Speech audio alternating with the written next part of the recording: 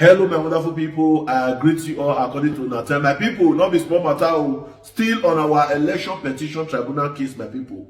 Right now, Antiku don't finally succeed.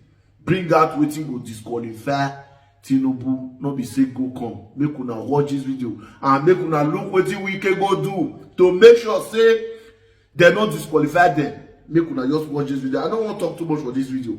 Make una watch am from beginning to the ending. Then una go understand wetin I dey try talk and make una share am. Make many obedient make dem see this video. More win to obedient, more win to Peter Obi. Now, watch this video. After 3 months in office, Tinubu's administration continues to struggle for legitimacy as Nigerians have refused to accept the event that took place on the 25th of February 2023. And in an attempt to draw the people in, Wike made a promise to the people of the FCT to complete a very, very important project within 8 months. He gave an 8-month ultimatum. And when you see such an update, you would expect applause in the comment section. But Nigerians came there and began to tell him and Tinubu that they won't be in office in 8 months. They said their focus is not on any project, but to get the APC out of office. But before I show you that update and how Nigerians reacted, let me quickly show you how Rufai Oseni, the media personality of the year, brutally exposed the unpreparedness of this minister. This lady, Betty Edu, humanitarian and poverty alleviation minister, came on air and started sweet-talking Nigerians, providing textbook solutions to problems. But when she was asked how she would do these things, to be practical, she became confused. And if you look deeply, you could see that this woman was just shallow talking. There was no depth to anything she was saying. See the video. Real quickly, your first task, part of many other tasks, will be to administer palliatives. What's your take as regards the madness going on with the sharing of the palliative? You can see the conundrum with people being hurt, being pushed around. Some can't even get anything.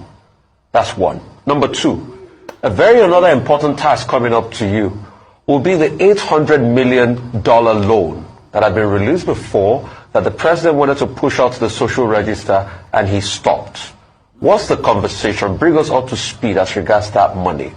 And what would be your idea as regards pushing that money around? So I think first, as it concerns the palliatives, we need to rework the logistics. In the past, I have been exposed to programs such as the immunization programs in Cross River State and in other places around the country where we have to take healthcare to people's doorstep. Immunize people at their doorstep. I think the aspect of having people come together or come to one particular location to pick up their palliatives is not really very helpful. In my own, of course, for us, we will think that it will be better off to deliver this, improve on the logistics and deliver it to their doorstep where they live.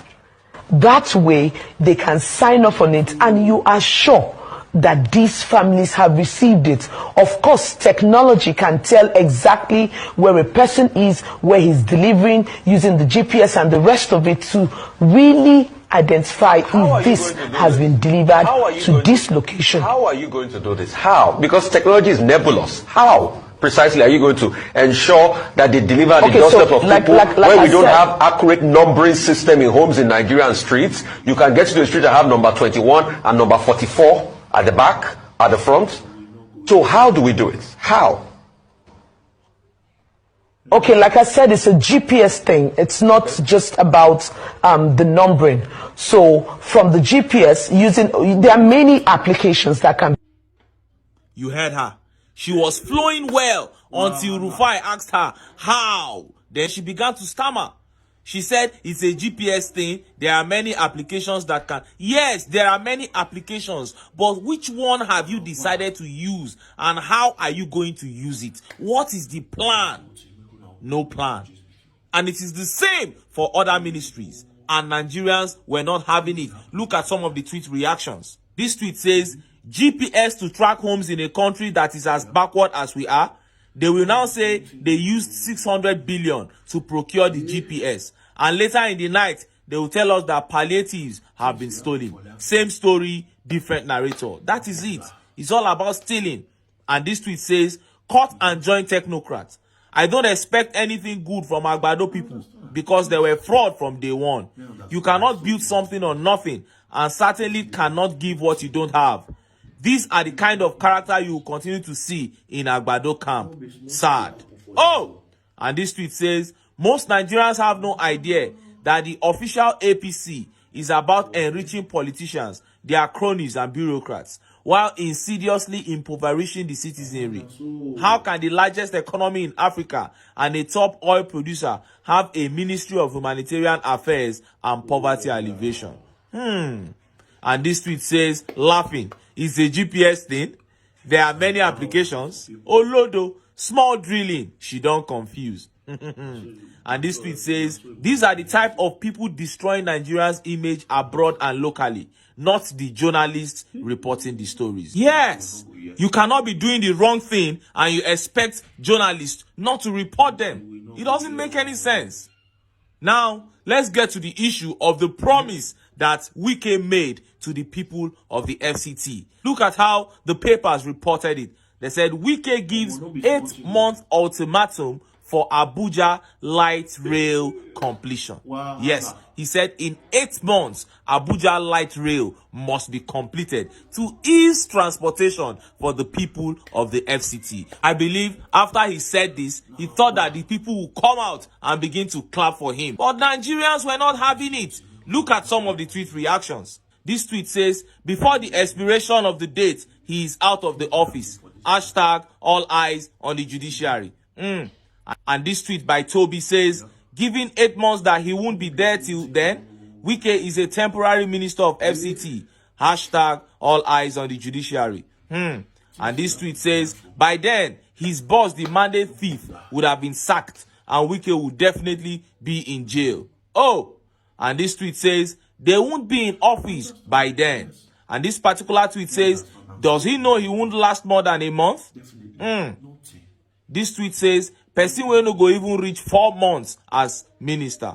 Oh, now this tells you that the people are no longer ready to be deceived. They know exactly what they want, which is the recovery of the mandate of His Excellency, Peter Obi. Now, in other news, the Minister of Information, temporary Minister of Information, has come out to say that Tinubu is interested in changing the orientation of Nigerians. And look at how the papers reported it. Tinubu passionate about reorientation of Nigerians, Information Minister. I will repeat again that this ministry will be a renewed ministry. It will be a very transparent ministry that manages the affairs of the information and national orientation of this country. I have also received a brief from Mr. President that we should put national orientation at the core of our affairs. It is not just about disseminating information. All of you will agree with me that Nigeria requires so much of reorientation to reset our nation so that together we will build a country that we desire. Tinubu wants to reorientate Nigerians. And look at how Nigerians reacted to that update. Look at some of the tweet reactions. This tweet by Toby says, house structure is failing. You want to repaint it. No level. That's the analogy he gave. And this tweet said, drug dealer reorientating Nigerians to drugs. Oh! And this tweet says, just surrender the mandate and live happily ever after. This tweet says, to turn everyone into certificate forgers. Oh! This tweet said, reorientate Nigerians indeed, from someone with all the baggages no one would wish for. Alright, make I leave am here. There is no gainsaying. Nigerians already know the whole truth. The APC are out to kill, to steal, and to destroy. the only hope as it stands now of beginning to clean up the mess in the country, of getting this country out of the merry clay, is to have a man who is not part of the old corrupt order, who is not part of the sharing formula.